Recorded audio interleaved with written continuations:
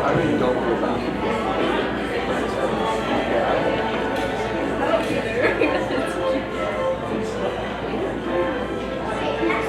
Did you give me this?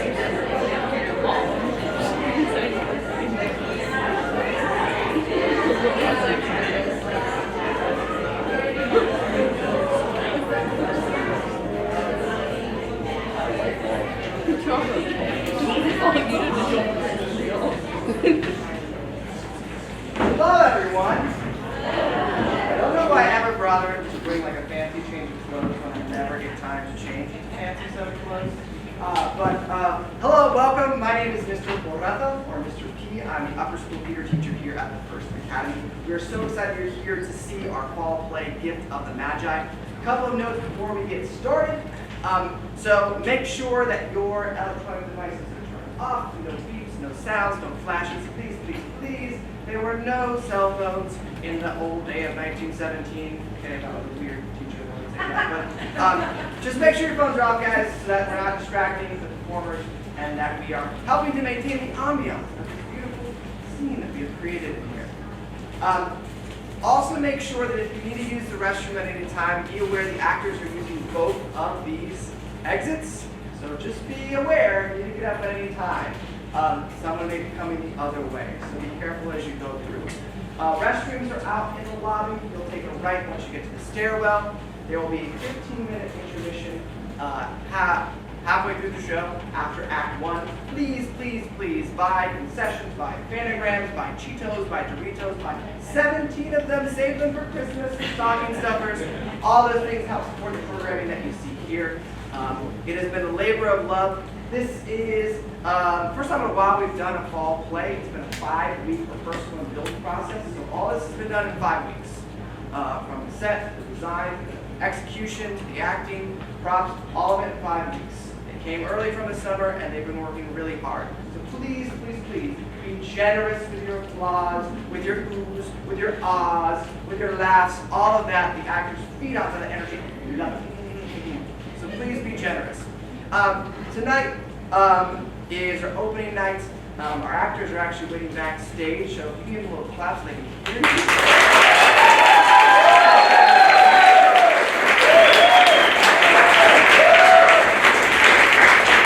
A couple of special things before I forget. Special thanks to Clay Bryan and Mr. Grant for coming and helping build this set. It was a labor of love, this thing. Some delays. Big thanks to Mr. Hensley, who is our set construction supervisor. Everything's, for the most part, students have been involved in the process of lighting design, set design, building, painting, everything. And the parents are a big part of making sure they don't slice off their finger. So that was super helpful, and we're super grateful to them.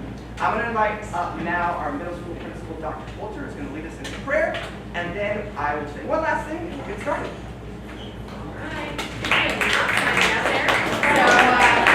That's not the show you guys are here to see today. All right, so thank you guys so much for being here. I'm going to throw out one other thing. Mr. P is a playwright in his own, and so I just want to encourage you to keep an eye on our theater program because our next show is actually going to be one actually written by Mr.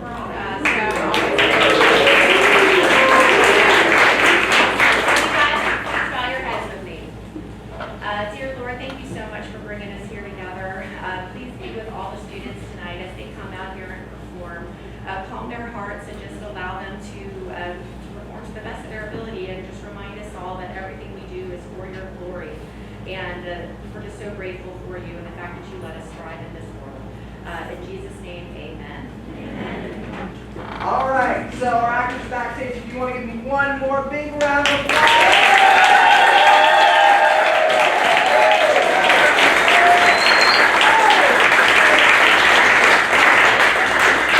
Well, without further ado, I present to you guys the Upper School Theater's fall play, The Gift of the Magi.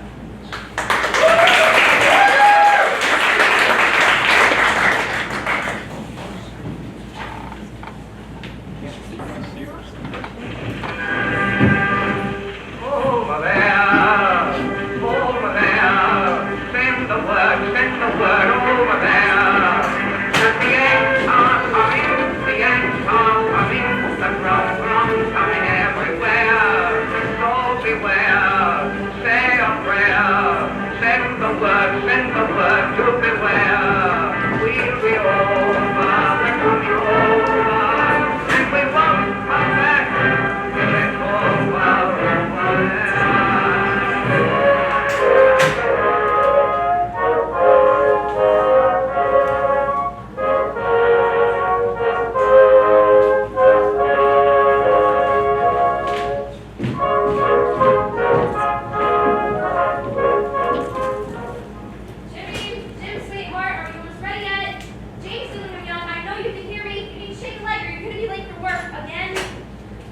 that, Della? I couldn't quite make out what you were saying, dear. I said that you were.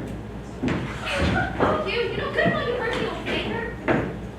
Christmas is coming, the goose is getting fat. Big bag, am I? Would you please put a penny in the old man's hat? If you haven't got a penny, a halfpenny will do. If you haven't got a halfpenny, then God bless you.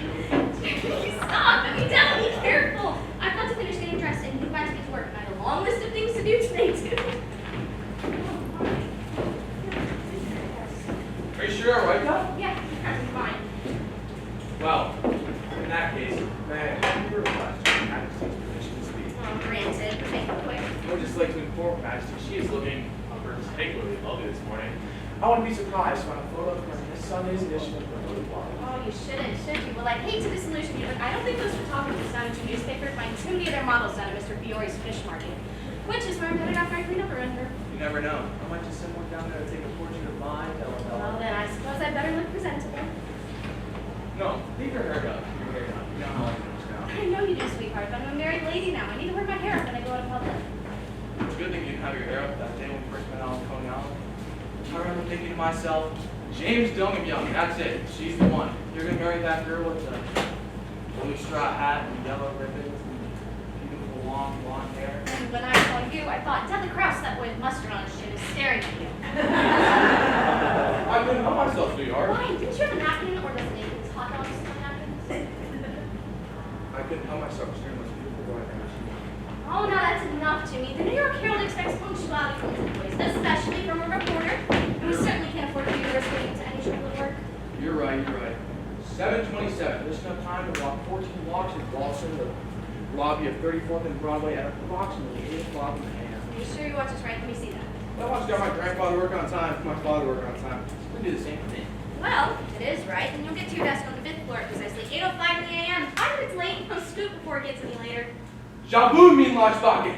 This is what I get for marrying a German. Punctuality first and foremost. So langsam wie eine tote Schnecke. You're slow as a dead snail. Now go, gonna move on. All right, let's have a first around here. Wait, Della, I forgot something. Jimmy, you're late as it is. I forgot to tell you that I love you. Oh, each sleep at each hour, Mr. Young, but the New York Herald won't love you if you keep showing up late. Bye, Della, love you.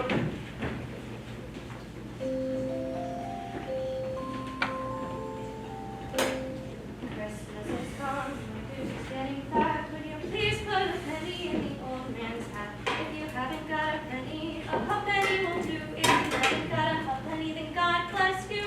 Christmas is gone, but I'm not getting that. At least not yet. Please put a penny in the old man's hat. If you haven't got a penny, a halfpenny will do. If you haven't got a halfpenny, then God bless you. Mrs. Young! Mrs. Young, it's Miss Mullins, dear. I heard you singing, Mrs. Young. There's no use pretending you're not at home.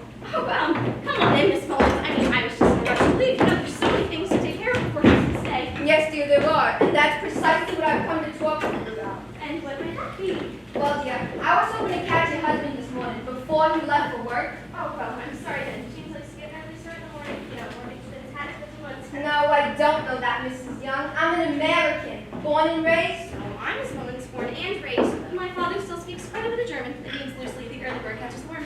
Well, that's certainly true. May I be frank, Mrs. Young? I hope I'm not speaking out of turn, but I'd like to offer you a word of advice. And what might that be? Well, dear, it's just that, well, you have to work with the Germans, and if I were you, I wouldn't go around spouting German phrases willy-nilly.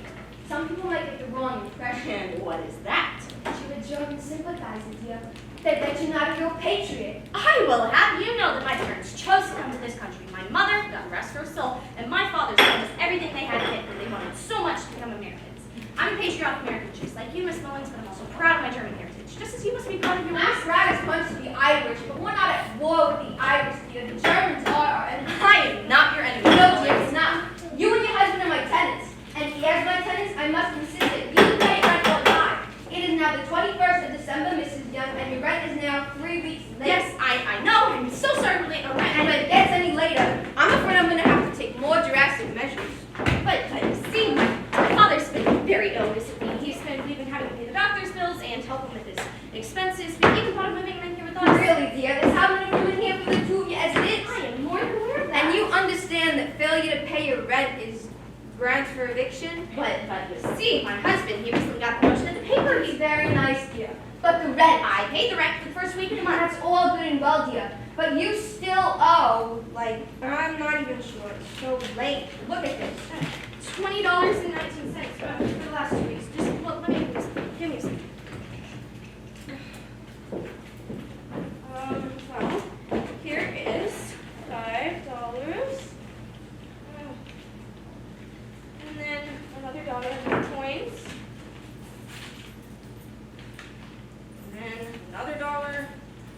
10, 20, 30, 1, 2, 3, 4. That's $7.35, Miss Mullins. Almost 1 week's rent. I'm sorry, it's all I've got in my purse, but it's all yours. And I promise we'll have the rest if you just give us till the end of the month. The end of the month? Well, I don't Oh, know. please, Miss Mullins, you have my solemn word to get your rent. Can you just give us till then? Well, all right, I guess. I expect payment in full by the end of the month. That'd be $20.19 due by December 31st. And if I don't get it, I will have no choice but to... Thank you, Miss Mullins, for your understanding nature. What with Mr. Young's promotion? That's very encouraging to hear, Mrs. Young. As they say, there is no time like the present. So, I just have to let you know that there will be an increase in rent for all tenants starting the first of the new year, which means it will be $8.50 per week, due in full, starting January 1st. I don't want to keep you from your errand this morning. A Merry Christmas to you and your husband, dear. Goodbye. Merry Christmas to you too, Miss Mullins. Talk to leave her him. You want to see me, sir? Do you happen to have the correct time, Mr. Young? Oh, and in case you're wondering, that means, oh, for the love of heaven. Why, I believe it's 8:10 a.m., sir. Yes, that's what my watch says too. I was concerned that mine was running a bit slow. You don't think your watch is running a bit slow, do you, Mr. Young? Why, no, sir, I do not believe it is. And why on God's green earth are you running slow, Mr. Young? I believe you're expected to arrive at your desk at 8 o'clock in the morning, are you not?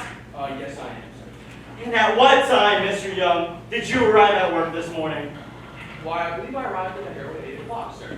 And unless your watch is slow, which you have confirmed that it is not, I believe that you were not at your desk at 8 o'clock in the morning.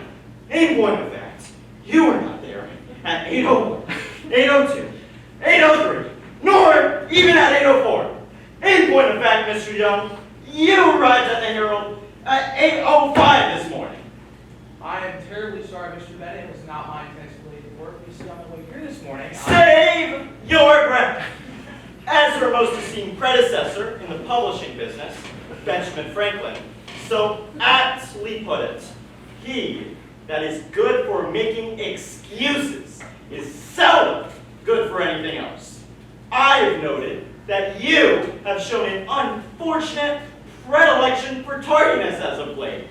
And I reiterate, I do not need to hear any excuses from you. What position do you hold at this newspaper? Why, I think you know, sir. Would you be so good as to remind me? I have recently been promoted from the position of copy editor to the position of reporter. From copy editor to reporter. One might think that you would be grateful for such a promotion. But I am grateful, sir. I'm very grateful. I want to be the best reporter on staff at the Herald. Mr. Young, my best reporters are punctual. They get their copy in on time, and they show up to work on time. And you haven't yet shown me that you're capable of that. You may need to go back to being a copy editor for a while until you can show me that you're able to meet expectations around here. Please, sir, I beg you to give me another chance. I can prove to you I can be a first-rate reporter. Oh, you don't have to prove that to me, Mr. Young. I wouldn't have given you that promotion if I didn't believe that you could write a story that could sell papers, and I have been impressed with your writing. What you have to show me is that you're serious about this job. Sir, I'm never going to show up late to work again. I'll show up 15 minutes early. I will show up 30 minutes early. Now that's more like it. I'm going to keep you on as a reporter. Thank you so much, sir. You are not going to regret this. But not in the same capacity. You may not be aware of this, but the Herald's not doing so well right now. I had heard something of that. As a matter of fact, we're losing ground. losing ground hand over fist, if the truth be told. I didn't realize it was as bad as all that. So, we're going to have to make some changes around here. Here's what it all boils down to. I can't afford to keep you on as a full-time reporter. Going to have to reduce your hours to part-time. What exactly does that mean for me, sir? It means you'll only be working a half day. But what it doesn't mean is that you can turn in half-baked work, or that you can show up to work a half hour late every day. But what about my salary, sir? I have a wife and a household to support. I can't afford to make ends meet on half of what I make. When you were promoted to reporter, I believe your salary increased to $30 a week. Is that correct? Yes, it did. Well, son, you'll only be working half-time, so you should be earning $15 a week from now on. $15 a week? But, so that's less than as a copy editor, sir.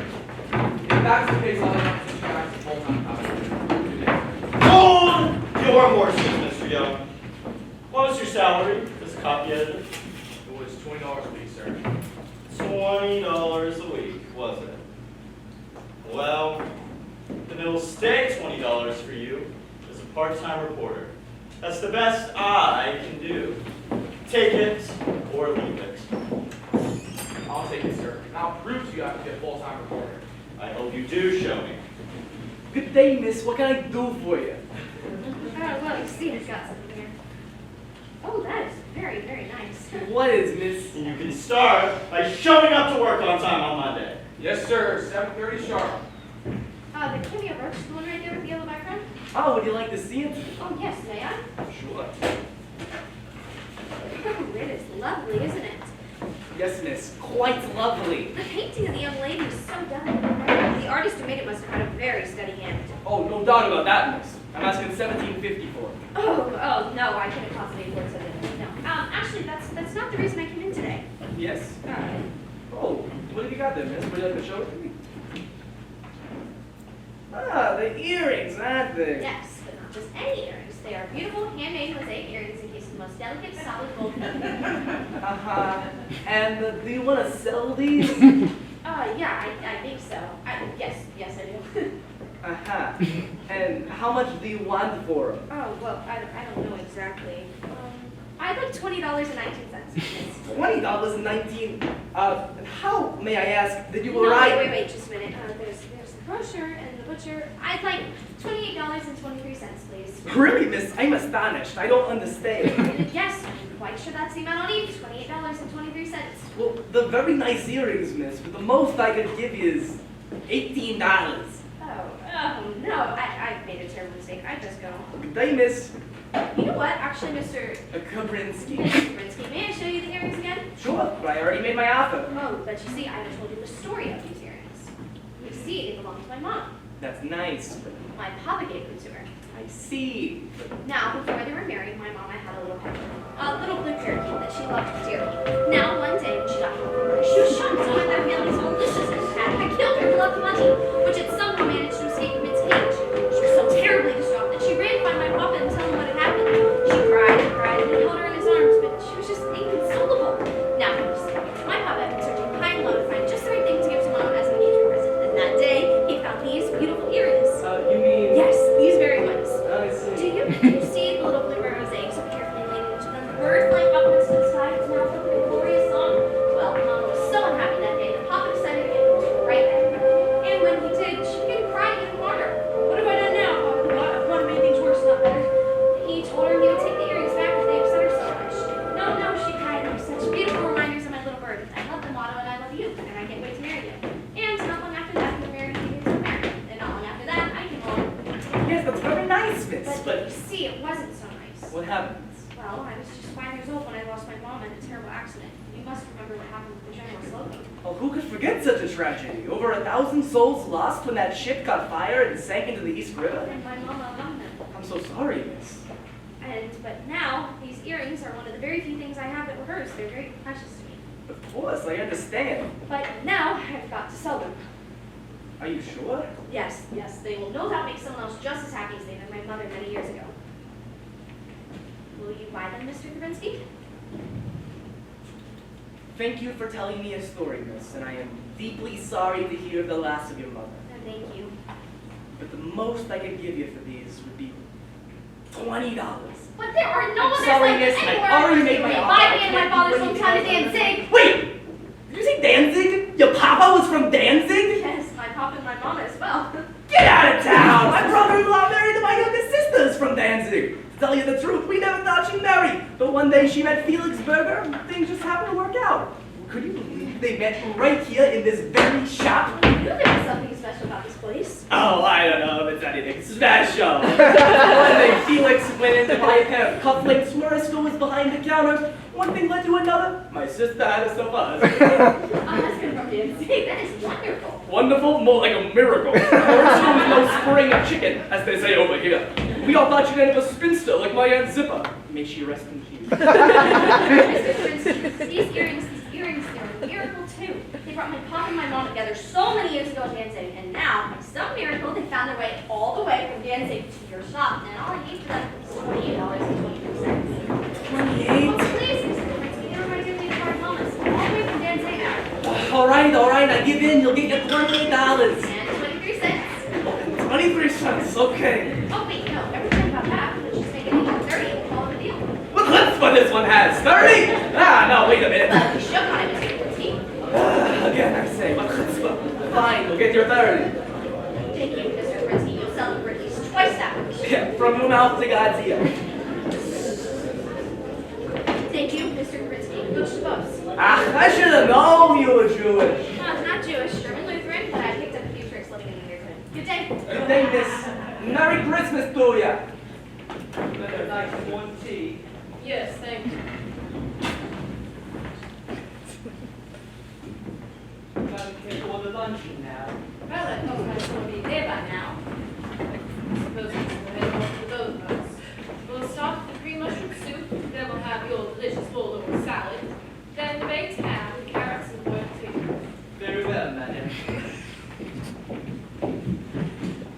Mother, I am very sorry I'm late. I've had a very busy morning at the paper, you see. You don't have to offer an excuse, James. I'm sure you had very important things to do. My sitting here alone waiting for you shouldn't concern you in the least. Well, you see, Mother, this Never morning... mind, it looks like I'm from some other patrons who no doubt are wondering, it's an unhappy lady who's dining alone at the Waldorf Hotel restaurant. Well, I'm here now, Mother, so let's just have lunch. I don't seem to see any menu. Excuse me, waiter. I've already ordered for us. I wasn't sure when you get here, I know you're scheduled with your lunch. Thank you, Mother. That was very kind of you. Yes, sir. How may I help you? Oh, I'm sorry, sir. I didn't realize you wanted to go over lunch for the roll for us. Very well, sir. May I put tea, sir? Oh, no, you're fine. I can do it myself. As you like, sir. No, dear, milk first, then pour. I don't take milk in myself. Since when? I've just gotten out of the habit since... Since you've been married. In fact, yes, Della doesn't take milk or tea, so I've just gotten accustomed to not having it. Gotten used to it. You know, you don't have to deprive yourself from rouse together, just too fast. I'm not depriving myself, Mother. I actually prefer it this way. Well, it's each his own, as they say. Well, so, how are you doing, Mother? Well, I hope. As well as to be expected, I suppose. It's not easy being a widow, James. First, your sister gets married from Philadelphia, then you get married from some downtown tenant. Della and I do not live in a tenement. Well, then it's one step up from tenant. Otherwise, we live in a comfortable apartment closer to me. We do live in a comfortable apartment. It's just the two of us. We don't need a lot of room. What happens if it's just the two of you? Where are you going to raise your children? We'll find a way to manage. But I've offered you ways to manage it. I will gladly provide a large, more comfortable, cleaner home for you. We've had this discussion, Mother. I'm perfectly capable of providing for my own family. I know you're a capable young man, James. And someday I expect you to be a great success in the newspaper business. If that's what you're determined to do. Of course, I still fail to understand why you won't let me help you get started. Again, Mother, we've talked about this. I want to make my own name. I don't want to live off the family. But why be so stubborn, James? Why not take a leg up? Instead of parlaying your family's connection schedule and stop the times, you go off on your own to take a meager copy-editing position at the Herald. Where's the sense in that? If you haven't read my byline, Mother, then you'd see that I'm no longer a copy editor. I'm now a reporter. Pardon me, dear, what's a byline? I'm afraid I don't speak legal newspaper business. A byline with by. Who whom it's by James. No herald assigned you the copy editor. But to answer your question, yes, I have seen your name in Herald. But those articles they write James. Must they always assign you to write about subjects of such sordid nature? To what are you referring to? Well, I'm not to mention some of them quite happening. There was that one about that Brooklyn gangster involved in those ghastly murders. Mr. Danilla's testimony is likely to be the end of gang violence. His testimony alone has caused over 20 convictions. And those women voting the November election? There's something ladylike about those suffragists, if you ask me. That Carrie Chapman Cass was the most unpleasant and disagreeable woman, and I should know. I met her last summer in New Washington, Dartmouth. Mother, you leave me speechless sometimes. Do you seriously believe women don't have the right to vote? Not that makes us show it. The article also included a picture of a sour-faced woman along with their names. I would be mortified if my name picture in the Herald. But your name is often mentioned in the Times. In society, darling, there's a marked distinction. You say so. Now, James, I want you to know that you and Della expected Christmas dinner on Tuesday. Your sister and her family will be coming from Philadelphia. Your aunt Alice and her family. Your aunt Catherine. Your Uncle William and his family, including your cousin's Portia and Helen. And my spinster cousin Lucille. Cook and Rusty kitchen staff have been busy baking all week. I'm sorry, Mother, but Dell and I have already promised to go to Williamsburg and spend Christmas Day with Della's father, Mr. Krause. Sorry. I see. I don't think that's a very good idea, James. You know, there's been some retaliation against Germans since we entered the war, and that neighborhood that Della's father lives in, that's Williamsburg. Isn't it a German neighborhood? There are Germans in Williamsburg. There are also Irish and Italian and German. All right, you made your point. I suppose I should be thankful you married that little German girl. What do you mean? Well, the fact you were married got you a deferment from serving in the army, didn't it? Are you suggesting that's why I married Della? So you get a deferment from the draft? How could you ever say that? What kind of man do you think I am? Calm down, James, and lower your voice. It's a man pushing his house. And I'm glad you're not good at fighting those times. Had to roll them all alone since your father's dead. And that's another reason you should spend Christmas Day with me. Mr. Krause is all alone. Ever since Della's sister and her husband is Cincinnati, well, the only family he has left. And just a minute ago, you named over a dozen people who you're expecting to join on Christmas Day. Mr. Krause is all alone too, Mother. Please try to understand. Della, is that you, my neighbor? I know, Papa, you're my angel. I understand that I'm not the second middle, so I can have that. But just what has the family ever done for you? I'd like to know. I've tried to help you and you've refused my help. I suppose it's only natural you refuse hospitality, as well. I wasn't expecting you. I've just been reading. Here, sit down. Let me get you something to eat. No, Papa, I don't need anything to eat, but I'd love some cake. I appreciate your offer of help, Mother, but I can help myself. And I appreciate your offer of hospitality, but Della and I made a promise we will be keeping it. Thank you so much, Mother. I'm sorry, Liebling. I have no cake for you. No, well, in that case, I paid for you. Open it. Strudel Kuchen? I stopped at Miss Greenbaum's bakery around the corner. Oh, let me get your plates. No, Papa, you sit. I'll get. Not ready for the soup course? Yes, thank you. There's no need for that, Della. I'm feeling strong. And the young gentleman? I'm sorry, but my son had to leave suddenly to go back to work. Would you mind canceling the order? I do apologize. I seem to have lost my attention. Just a little. As you like, ma'am. I'm very glad that you're getting some of your strength. But you need a rest, Papa. There's no need for that, Della. I'm going to do some work for Frau's sister next door. Her back steps are rotting away. Are you sure that's a good idea, Papa? The doctor ordered 6 weeks rest for you. What are you, his nurse? I am getting my rest. Oh, I need a rest from all the rest I am having. Well, I'm happy you're feeling better, Papa, but it won't hurt for you to take it easy. Take it easy. Listen to my girl talk like a real Yankee. I am a real Yankee, Papa. You may have been born a Yankee, but you'd better be a Dodgers fan than to get back to Brooklyn.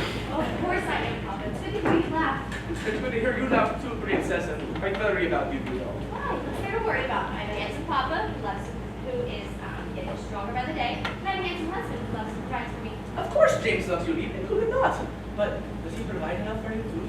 Well, of course he does, Papa. You remember? He recently got that promotion at work. He's now making $30 a week. Can you believe it? Yes, it's a lot of geld. But I know how much doctors cost. Oh, shush, Papa. I won't hear of it. You were sick and now you're better, and that's all that matters. It's not all that matters to me. Listen, here's something to say.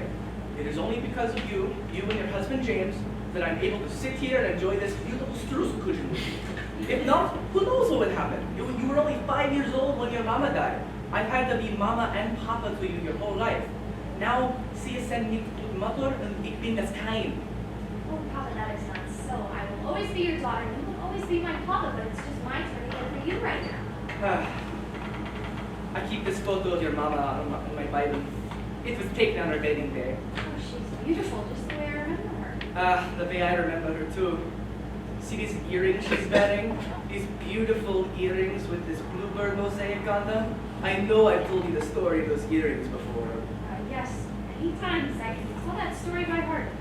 So mein Engel. That's what I called her mama too. Mein Engel. Oh, Papa, we have our memories of her to cherish, especially at Christmas time. Ah, yes, Christmas! You and James are still coming to spend the day, yes? I wouldn't dream of being anywhere else. I think James is used to a big fancy party. You're probably right. Well, we'll just have to make a fancy party for him right here in Williamsburg. I think Williamsburg fancy is a bit different than Fifth Avenue fancy. Fifth Avenue swells to shame. Fifth Avenue swells. Listen to my Yankee Doodle girl. Yankee Doodle went to London just to ride the ponies. I am your Yankee Doodle girl. Oh, Princess, are you okay? Yes, I'm fine. I just got up a bit too quickly, made myself dizzy. Schatzi, are you sure? Was ist denn los? Yes, I'm fine. I'm fit as a fiddle. And how is a fiddle supposed to be fit? Supposed to fit right under your chin, right there. Now I've got to go. We've got to get dinner ready, so be ready when James gets home. Liebling, it's so good to see you. It's good to see you too, Papa.